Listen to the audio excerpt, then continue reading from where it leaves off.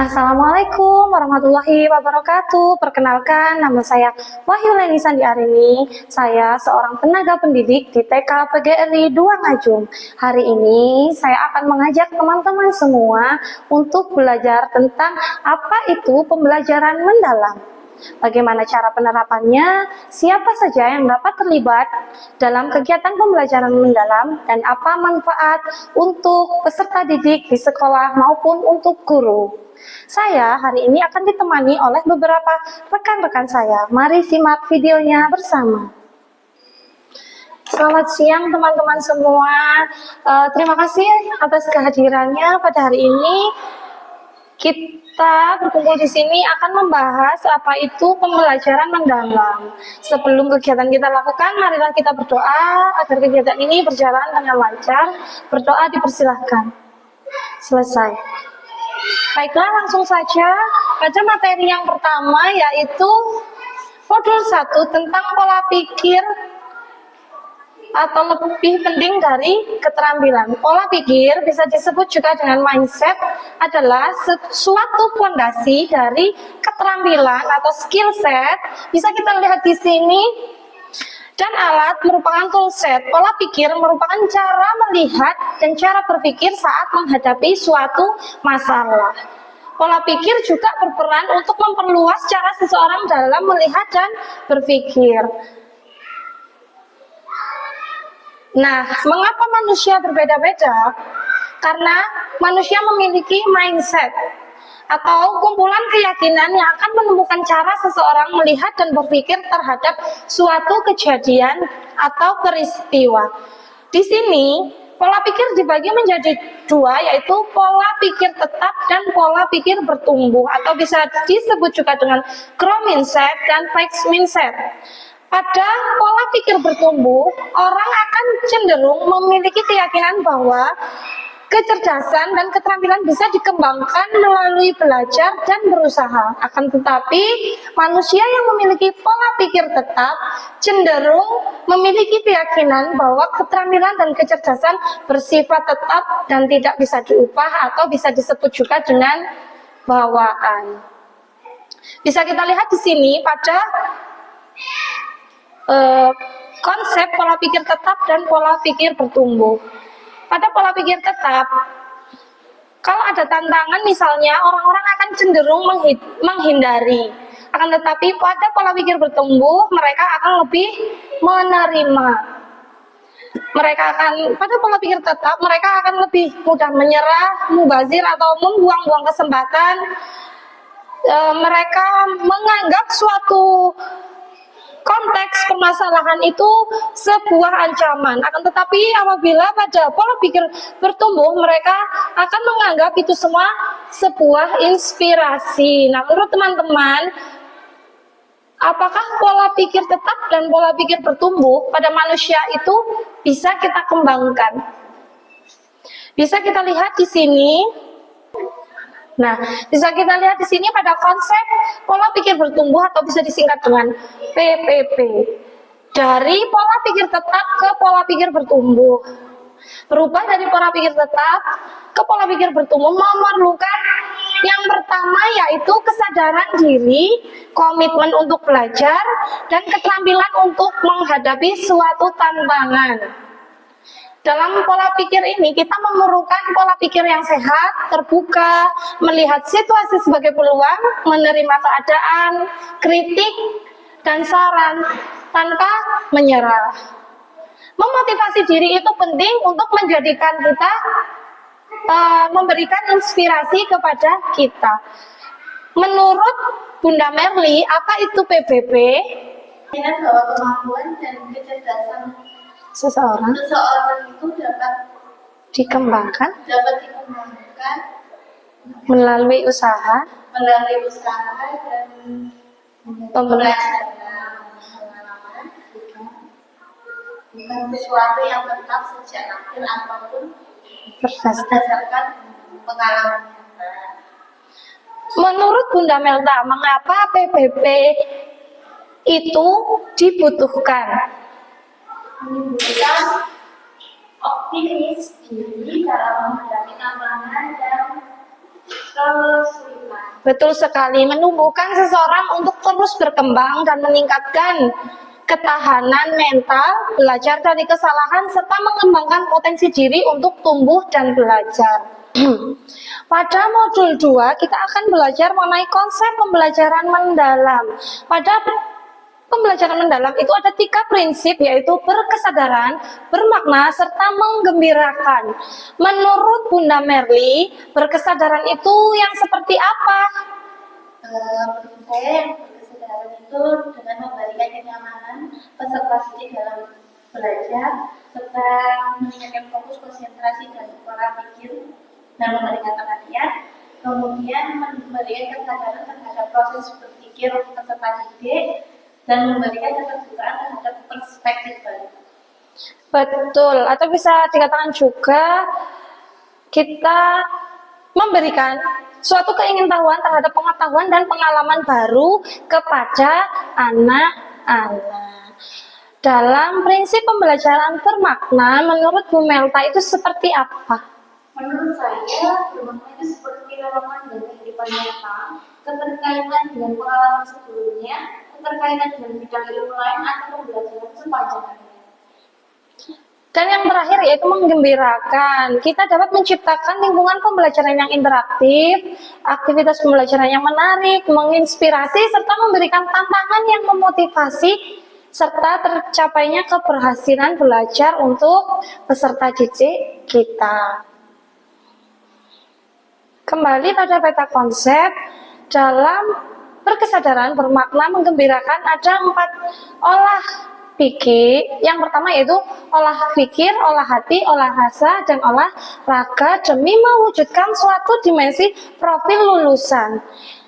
Yang ada 8. Bisa kita lihat pada layar. Yang pertama yaitu keimanan dan ketakwaan terhadap Tuhan Yang Maha Esa.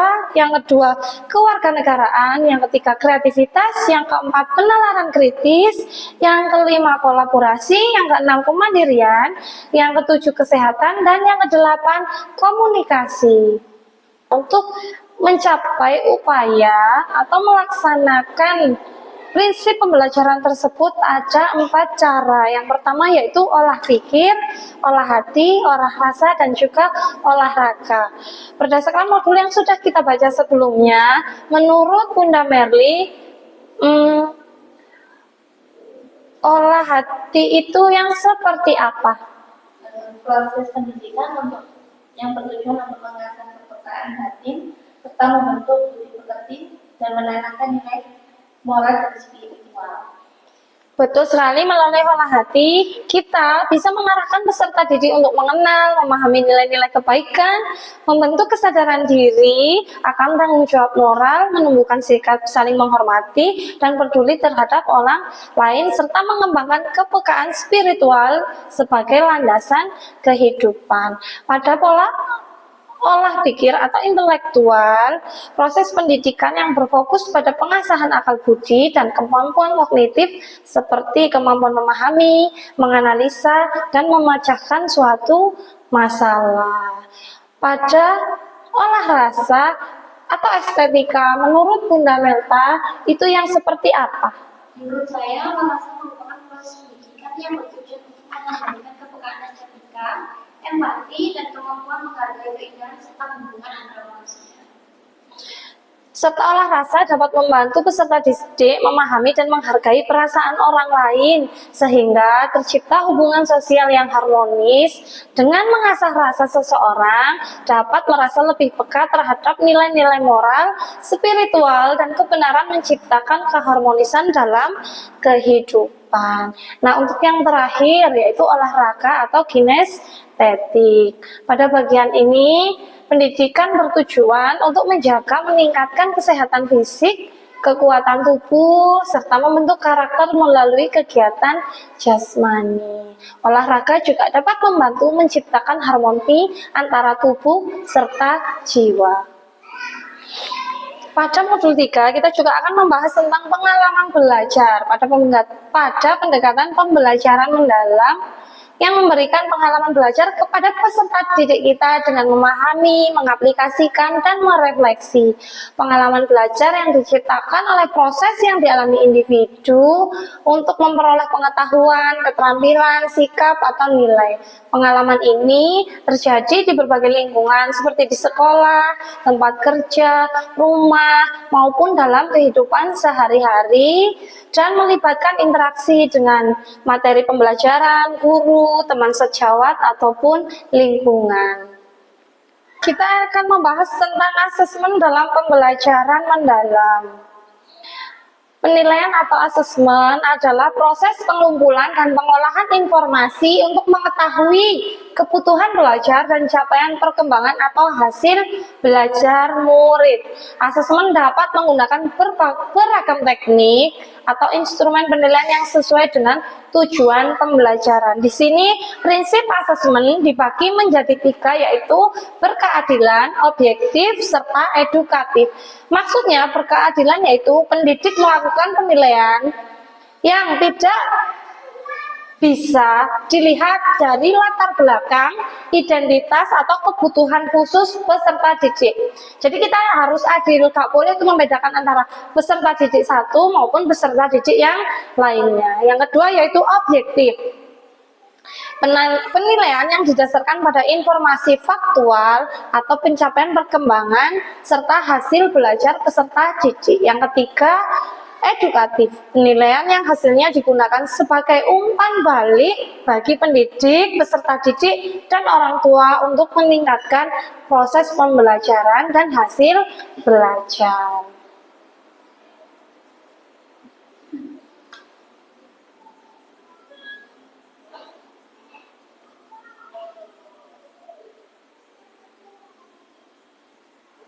Bisa dilihat teman-teman di sini asesmen pada pembelajaran mendalam mendorong adanya transferable skill murid agar dapat menerapkan pengetahuan, sikap, serta keterampilan pada kehidupan nyata. Nah, asesmen pada pembelajaran mendalam itu dibagi menjadi 2, yaitu asesmen formatif dan asesmen sumatif.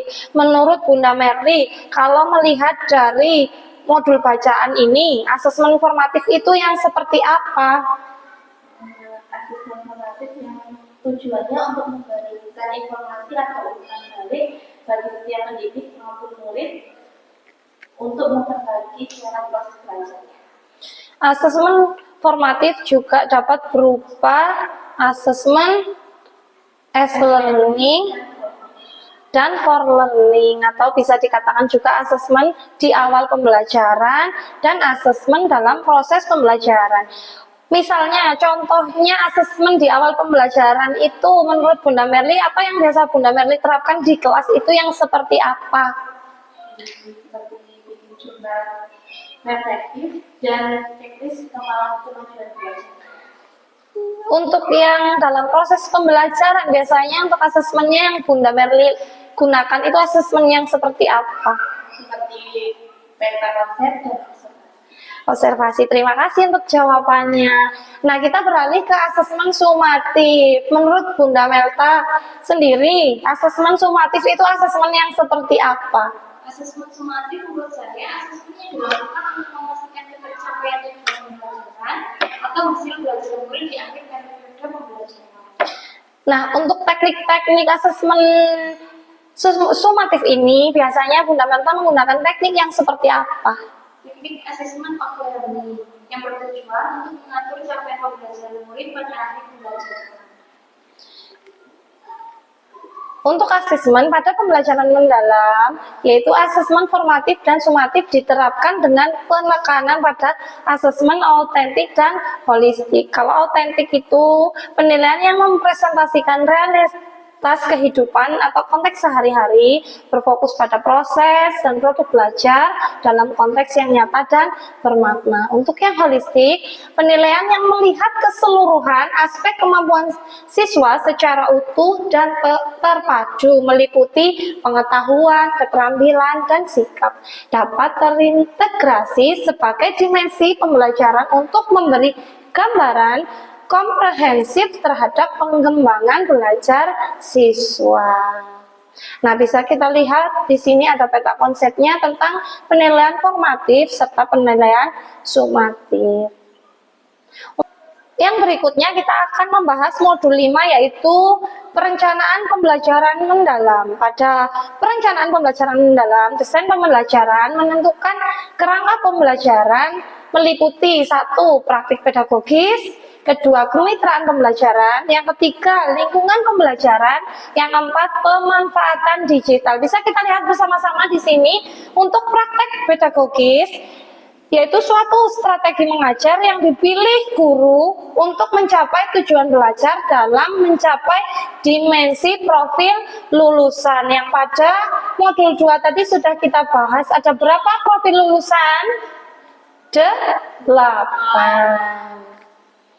Nah, tidak hanya itu, pembelajaran mendalam, guru bisa berfokus pada pengalaman belajar peserta didik yang autentik, mengutamakan praktek nyata, mendorong keterampilan berpikir tingkat tinggi dan kolaborasi. Yang kedua, kemitraan pembelajaran.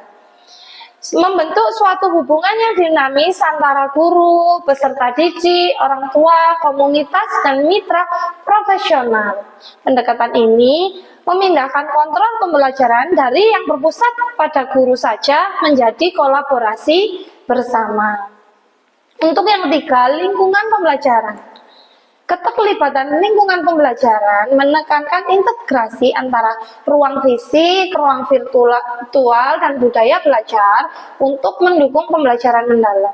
Ruang fisik dan virtual dirancang secara fleksibel sebagai tempat yang mendorong kolaborasi, refleksi, eksplorasi, dan berbagi ide sehingga dapat mengakomodasi berbagai gaya belajar peserta didik dengan optimal. Yang keempat yaitu pemanfaatan digital. Pemanfaatan teknologi digital juga memegang peran yang sangat penting sebagai katalisator untuk menciptakan pembelajaran yang lebih interaktif, kolaboratif, dan kontekstual. Tersedianya berbagai sumber belajar menjadi peluang menciptakan pengetahuan bermakna pada peserta didik. Berikut adalah contoh rencana pembelajaran mendalam yang saya buat di TK PGRI 2 Ngajum. Bisa kita lihat di sini. Yang pertama harus ada identifikasi. Kita bisa melihat melalui identifikasi kita bisa melihat kesiapan siswa maupun karakteristik materi yang di dalamnya ada dimensi profil lulusan. Dalam dimensi profil lulusan, kita bisa mengambil lebih dari satu dimensi sesuai dengan tujuan pembelajaran yang sudah kita buat. Di sini saya mengambil keimanan dan ketakwaan terhadap Tuhan Yang Maha Esa, penalaran kritis, kreatif, serta komunikasi.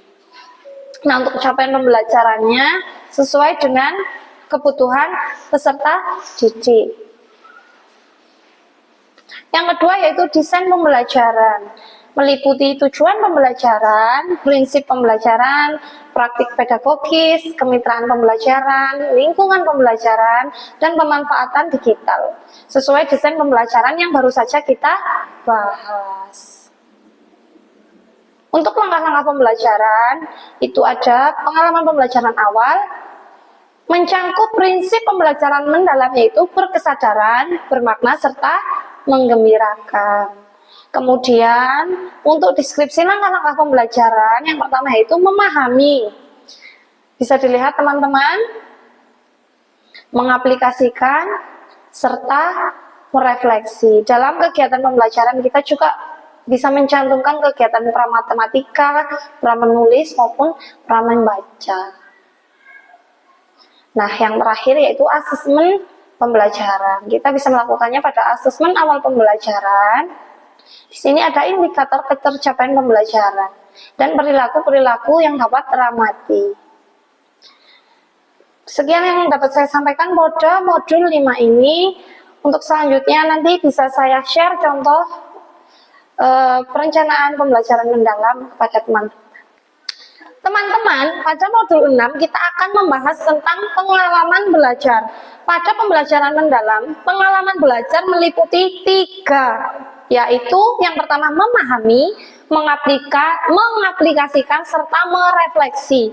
Memahami merupakan tahap awal peserta didik untuk aktif mengkonstruksi pengetahuan agar dapat memahami secara mendalam konsep atau materi dari berbagai sumber dan konteks. Pengetahuan pada fase ini terdiri dari pengetahuan esensial, pengetahuan aplikatif, dan pengetahuan nilai dan karakter. Dapat kita lihat pada layar. Nah, kalau menurut Bunda Melta, mengaplikasikan sendiri itu seperti apa? Menurut saya, aplikasi merupakan pengalaman belajar yang menunjukkan aktivitas peserta didik mengaplikasikan pengetahuan dalam kehidupan secara kontekstual. Pengetahuan ini yang diperoleh oleh peserta didik melalui pendalaman pengetahuan. Yang ketiga, merefleksi. Dapat kita lihat di sini, merefleksi merupakan proses di mana peserta didik mengevaluasi dan memaknai proses. Kalau menurut Bunda Merli sendiri, merefleksi itu hal yang seperti apa? Di mana peserta didik mengevaluasi dan memaknai proses serta hasil dari tindakan atau praktik nyata yang telah mereka lakukan. Tahapan refleksi ini melibatkan regulasi diri sebagai kemampuan individu untuk mengelola proses belajarnya secara mandiri yang meliputi perencanaan, pelaksanaan, pengawasan, dan evaluasi terhadap cara belajar mereka. Pengalaman belajar yang memahami pertama ada jenis pengetahuan, karakteristik, serta contoh. Bisa dilihat teman-teman dan juga bisa dibaca langsung tentang jenis pengetahuan dalam hal memahami, yaitu esensial, aplikatif, dan nilai karakter. Pengetahuan esensial, pengetahuan dasar yang fundamental dalam suatu bidang atau disiplin ilmu, contohnya misal bahasa seperti kosakata, tata bahasa dasar, pengetahuan, wacana, dan 4 keterampilan berbahasa. Pengetahuan aplikatif itu pengetahuan yang berfokus pada penerapan konsep, teori, atau keterampilan dalam situasi nyata. Contohnya memahami cara menggunakan keterampilan menulis untuk membuat laporan atau bahan presentasi yang efektif. Pengetahuan nilai dan karakter, yaitu memahami cara menggunakan bahasa, membangun hubungan baik, menghindari konflik, serta menunjukkan empati dan kepedulian. Untuk mengaplikasikan dalam pengetahuan mendalam, seperti memperluas atau mengembangkan pemahaman terhadap konsep dan menghubungkannya di situasi baru, pengalaman lain, atau bidang ilmu yang berbeda. Merefleksi yaitu regulasi diri. Seseorang mampu mengendalikan pikiran, emosi, perilaku dalam mencapai tujuan tertentu. Masuk pada materi modul 7 yaitu tentang inquiry kolaboratif. Inquiry kolaboratif adalah pendekatan berbasis tim yang memungkinkan guru untuk bekerja sama dalam mengidentifikasi suatu tantangan di dalam kelas, merancang strategi pembelajaran, dan secara berkelanjutan merefleksikan serta menyempurnakan praktik pengajaran. Atau bisa disebut juga keterlibatan pihak ketiga untuk mencapai tujuan pembelajaran yang memberikan capaian pembelajaran kepada peserta didik secara maksimal. Kalau dari kelas A, apakah ada suatu tantangan yang Bunda Melta hadapi? Misalnya, peserta didik ini mengalami kendala apa di dalam kelas? Bisa diceritakan, nanti kita bahas solusinya bersama-sama.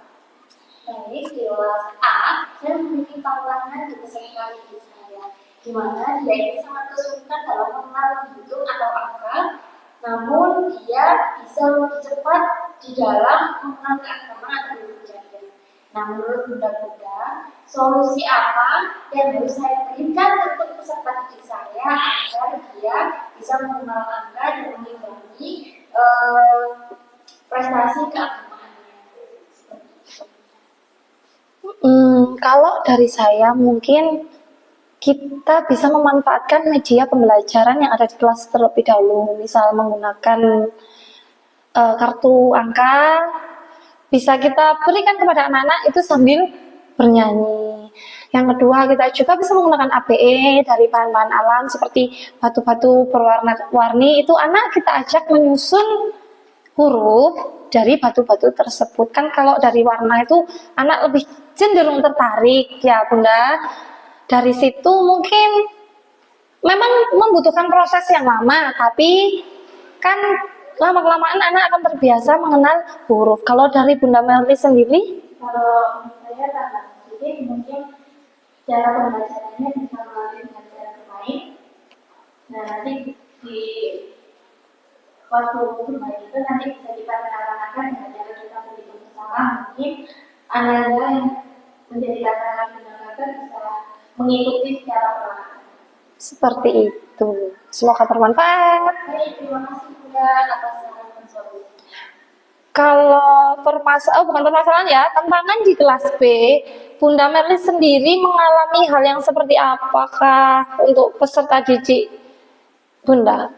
Kalau di kelas B ada satu tantangan, yaitu peserta didik lebih dominan terhadap apa yang dibilang sama orang tua, sehingga di dalam kelas peserta didik itu lebih cenderung mendengarkan perkataan orang tua dibanding guru.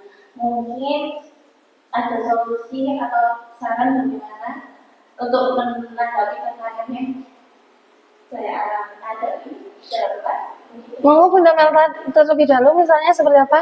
Kalau menurut saya, solusinya yang pertama kali harus ditegur itu orang tua. Kenapa? Karena peserta didik itu akan lebih mengerti jika orang tuanya yang memberikan saran atau bukti, karena biasanya seperti akan takut atau tertekan ketika bersama guru. Jadi solusinya yaitu kita harus orang tua dan bicara secara langsung, terbuka dengan tantangan yang dihadapi Bunda Melly di dalam kelas. Mungkin ada tambahan untuk Bunda Melly? Kalau dari Bunda Melta itu dari segi orang tua. Kalau kita sebagai guru mungkin peran kita ya Bunda, kita bisa membuat anak itu lebih dekat dengan kita, lebih terbuka dengan kita. Intinya kita itu membuat nyaman anak ketika anak dekat dengan kita.